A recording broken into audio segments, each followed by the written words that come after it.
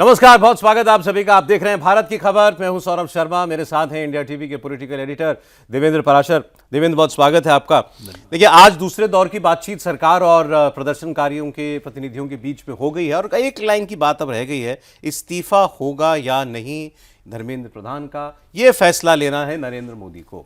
एक लाइन की बात है ये, क्योंकि जो प्रदर्शनकारी हैं उन्होंने बाकी सब अपनी मांगों पर खुद ही ये बता दिया कि सरकार हमको पॉजिटिव दिखाई दे रही है, लेकिन एक जो उन्होंने कहा है कि जिससे वो समझौता नहीं कर सकते, नॉन नेगोशिएबल डिमांड है, वो है धर्मेंद्र प्रधान शिक्षा मंत्री का इस्तीफा।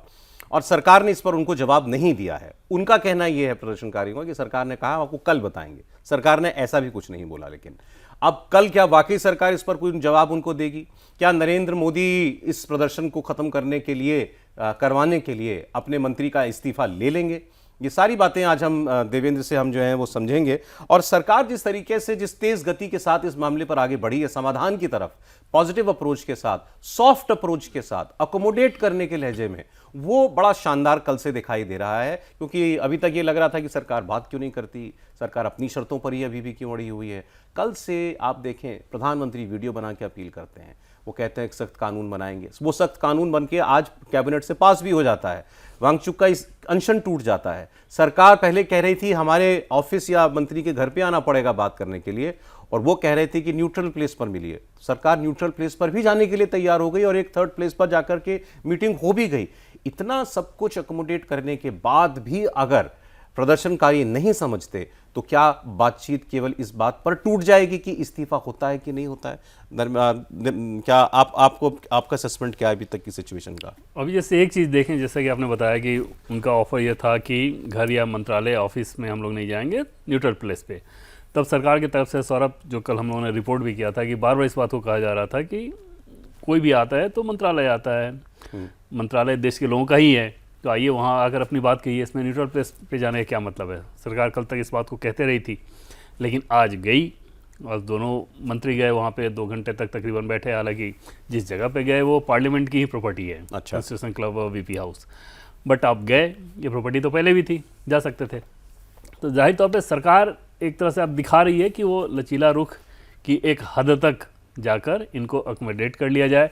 जहाँ तक इस्तीफे की बात है सौरभ, आज जब हम लोग बातचीत कर रहे थे तो आज दिन भर लगातार मैंने टटोला, उसमें ये वाला पॉइंट सरकार में या सत्ताधारी पक्ष में अभी तक नज़र बिल्कुल नहीं आ रहा है कि थॉट प्रोसेस में आया हो कि क्या ऐसा किया जाए। क्योंकि सरकार का ये आकलन है कि ये पॉलिटिकली मोटिवेटेड डिमांड है और ये इसलिए लिया जा रहा है ताकि प्रधानमंत्री के ऊपर दबाव दिखाया जा सके, और ये उसके बाद एक परिपाटी बनेगी कि कोई भी कुछ हुआ और फिर आप प्रोटेस्ट करें और फिर उसके बाद कहें कि हाँ ये अमुक मंत्री इस्तीफा दें। दूसरी चीज़ सरकार के सामने सौरभ ये भी परेशानी होगी, जैसे एक बात तो ये है कि क्या पेपर लीक कराने को लेकर धर्मेंद्र प्रधान की कोई भूमिका थी, क्या उनका इन्वॉल्वमेंट था, क्या उन्होंने इस मामले को दबाने की कोशिश की, क्या उन्होंने अधिकारियों पर कार्रवाई नहीं की, क्या उनके मंत्रालय ने सीबीआई जांच की सिफारिश नहीं की, क्या लोगों को गिरफ्तार नहीं किया गया, ये सारी चीज़ें, क्या दोबारा एग्ज़ाम ठीक तरीके से नहीं हुआ, क्या बाकी जितने एग्ज़ाम्स होते हैं वो ठीक तरीके से नहीं हो रहे हैं। तो इन सारी चीज़ों के आधार पर ही आप धर्मेंद्र प्रधान को कटघरे में खड़ा कर सकते हैं। तो वो सारी चीज़ें अगर ये नज़र आ रही हों कि नहीं सब ठीक है, एक समस्या आई थी, या कोई भी काम आप जब करते हैं तो एक समस्या आई थी, वो समस्या वाकई बहुत बड़ी थी, लेकिन उन्होंने एक तो सुधार किया और अगले साल के लिए प्लानिंग सब चल रही है, तो वहाँ पर कैसे एक झटके में हटा दिया जाए, वो भी तब सौरभ जब सड़क पर प्रोटेस्ट के चलते अगर नरेंद्र मोदी की सरकार अपने मंत्री को हटाए, और उसमें भी तब जब आप ये देख रहे हैं कि इस प्रोटेस्ट में जैसे जैसे लोग इस मंच पर गए थे, वो तो सीधे दिख रहा था ना कि वो हर मुद्दे पर ही नरेंद्र मोदी का विरोध करते हैं। उस कंडीशन में उस तरह के लोगों के दबाव के आधार पर अगर मंत्री का इस्तीफा हटाया जाए, तो ये निश्चित तौर पर नरेंद्र मोदी सरकार के कार्यशैली को लेकर एक बड़ा सवालिया निशान रहेगा कि अगर ऐसा हुआ तो फिर आगे क्या इस तरह की एक परिपाटी नहीं बनेगी। जो उनके विरोधी हैं, जो कि हर मोर्चे पे ही विरोध ढूंढने की कोशिश करते हैं, वो नहीं करेंगे। और ध्यान रहे कि ये दबाव पार्लियामेंट का दबाव नहीं है, ये दबाव सड़क पे एक प्रदर्शन हो रहा है और उसका दबाव।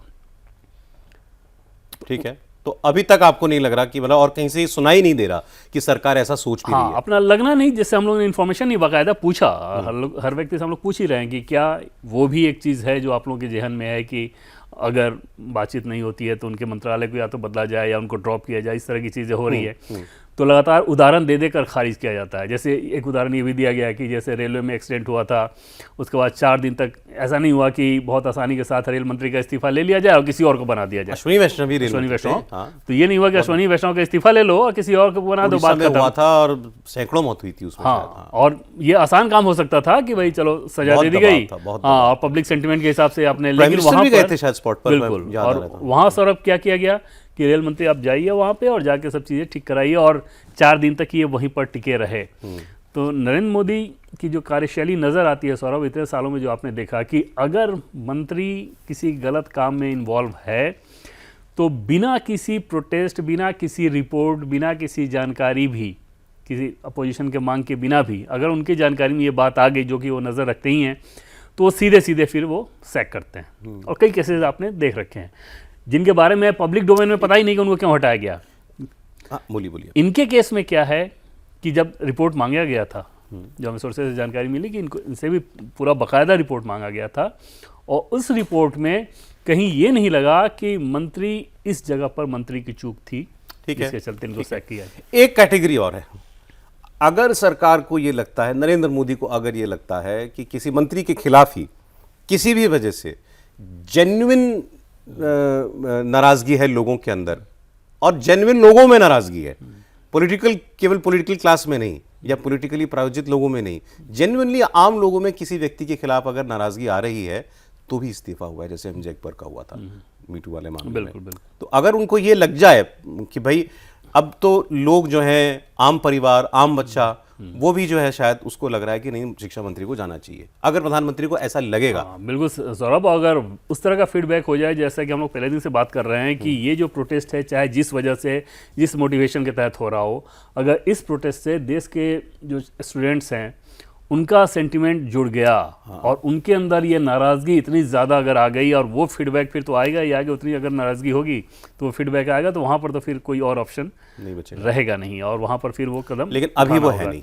अभी तक जो जानकारी मिल रही है उस तरह की चीज़ तो बिल्कुल नहीं है थॉट प्रोसेस में। और वो प्रोटेस्ट के तौर पे भी आप देखें, जैसे नीट के ही एग्जाम को लेकर जो बार बार हम लोग बात करते हैं, नीट के कितने विद्यार्थी वहाँ पर जा रहे हैं।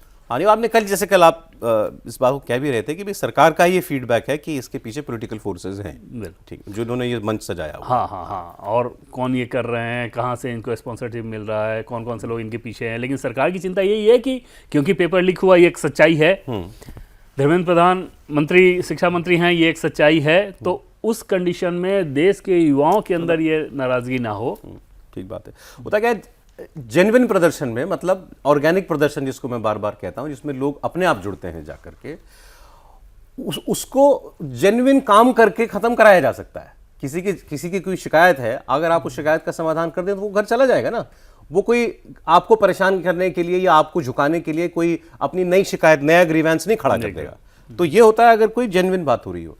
अगर कोई पॉलिटिकली मोटिवेटेड है तो आप लाख करने की कोशिश कर लीजिए, आप लाख बता दीजिए कि मैंने ये किया, मैंने इतनी मेहनत किया, मैं ये और कर दूंगा, तुम्हें ये, तुम्हारे लिए ये और कर दूंगा, वो नहीं मानेगा, क्योंकि वो नहीं मानने के लिए ही आया है।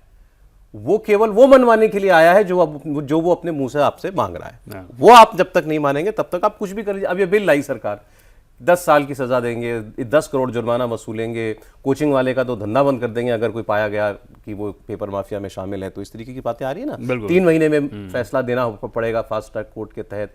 तो ये रियल डेटरेंस है पेपर लीक के खिलाफ। रूह काम जाएगी किसी की आइंदा पेपर लीक के बारे में सोचा भी तो, 10 साल की जेल के बारे में सुन के। उससे भी ज्यादा मैं मानता हूं सबसे इंपॉर्टेंट प्रावधान है वो 3 महीने में फैसला देना होगा। ये तो हर आदमी बोलता है जो कोर्ट केस है चलता रहेगा, बेल तो मिल ही जाएगी। इसमें बेल मिलना भी मुश्किल कर देंगे।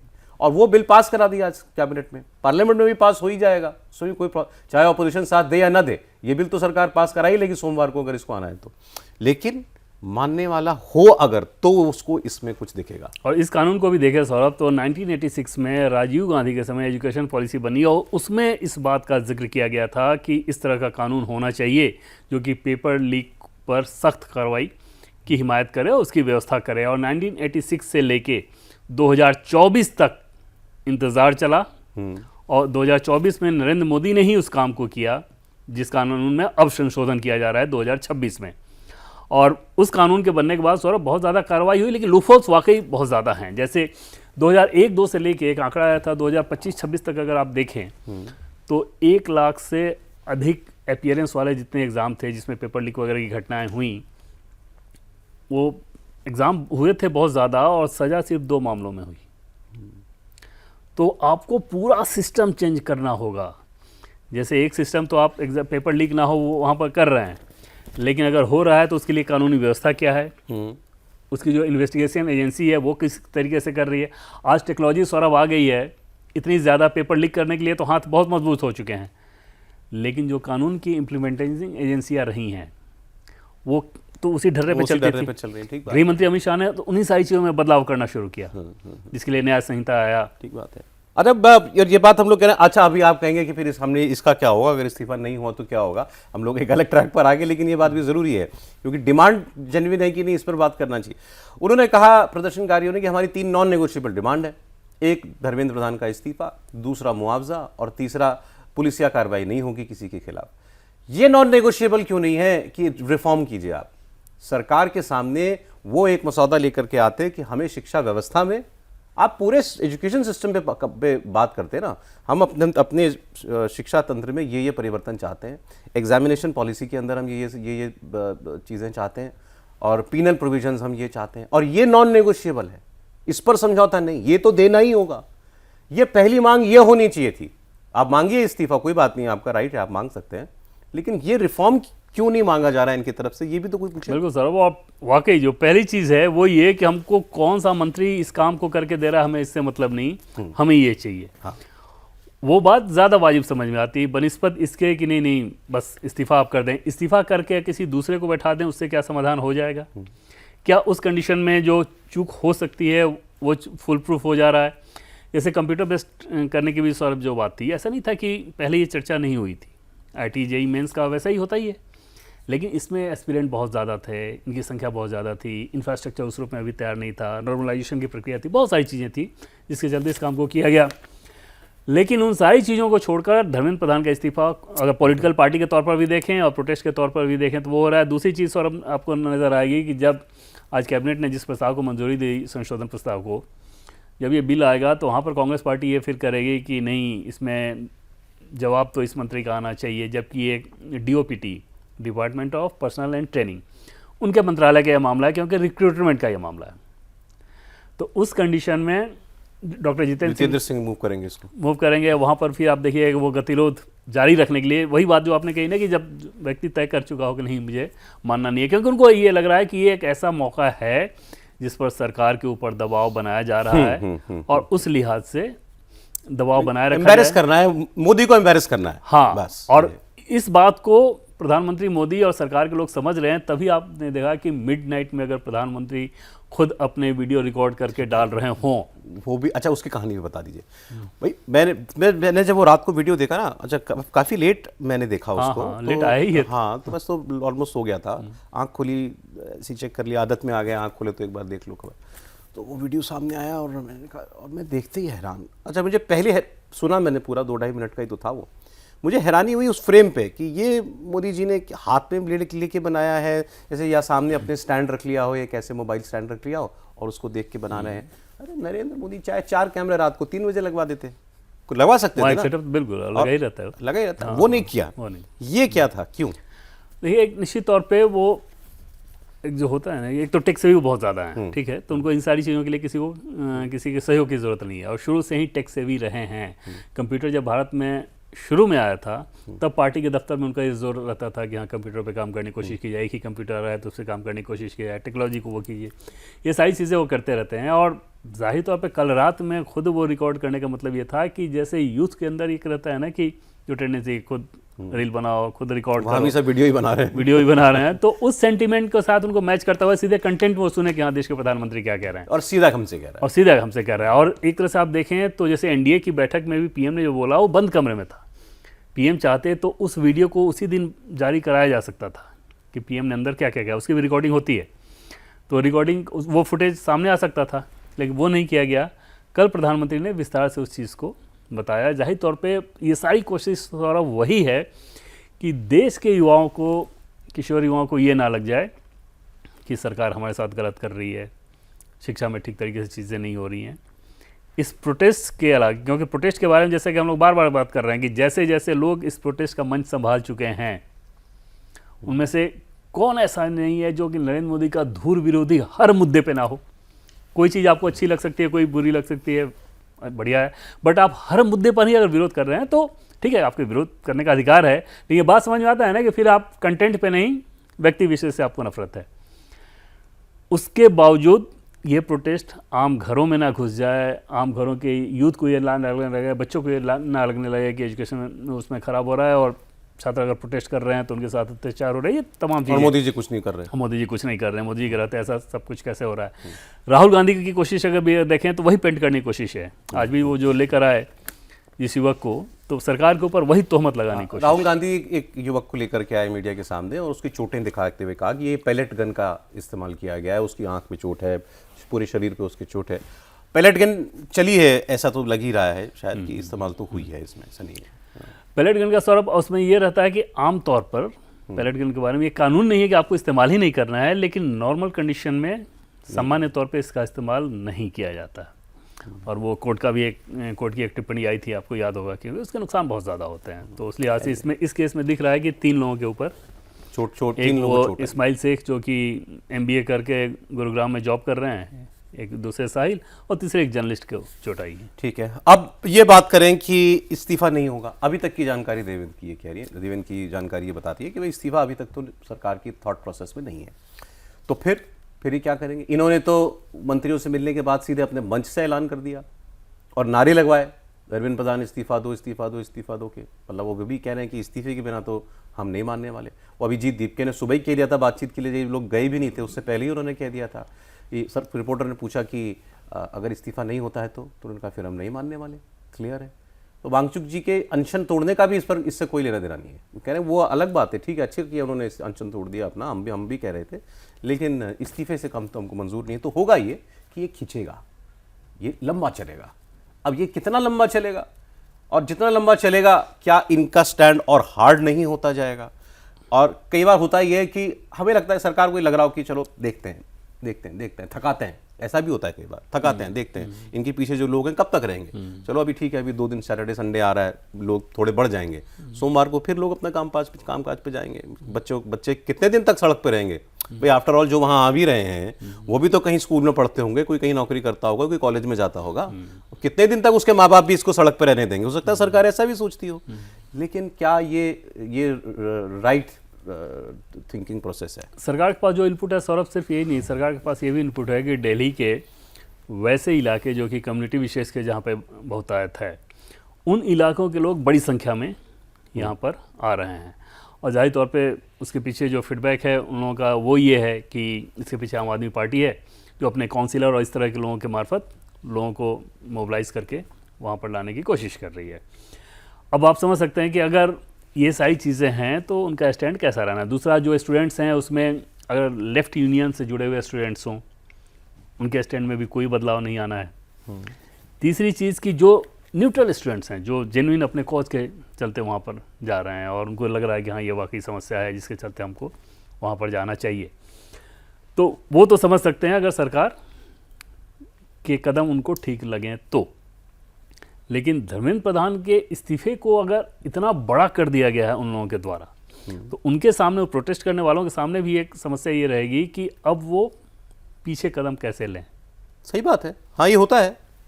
उन्होंने अपने समर्थक को जिसको बार बार रटवाया है धर्मेंद्र प्रधान के इस्तीफे से, कुछ कम मंजूर नहीं, उसको कैसे कहेंगे उसके लिए? और वो भी तब जब आपको दिख रहा है कि एक ट्रैक्शन मिल रहा है।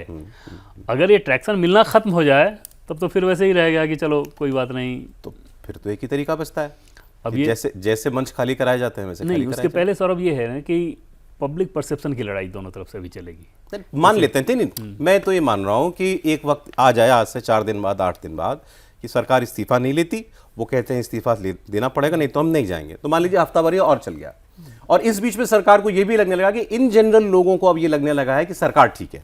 ये सरकार की कोशिश यही है ना कि पीपल एट लार्ज ये मानने लगे कि हम सही हैं, हम सही, इनकी मांग ना जायज़ है, तब भी तो खाली कराना ही पड़ेगा ना। तो सर उस कंडीशन में क्या है कि अगर अगर जन समर्थन ना जुटे या ना रहे तो छोड़ भी देंगे तो उनको कोई फ़र्क नहीं पड़ता है, क्योंकि तब आपने वही बात कही कि थक के आपको वापस जाना ही होगा। जैसे इस प्रोटेस्ट की जो इजाज़त थी वो एक दिन की थी 10 बजे से 5 बजे तक के लिए, लेकिन उसके बावजूद आपने प्रोटेस्ट जारी रखा, छोड़ दिया गया ना इतने दिनों तक कि आप करते रहिए। जैसे पार्लियामेंट सेशन नज़दीक आया उसके पहले इन लोगों ने एकदम से जमावड़ा किया, उसको गति दी।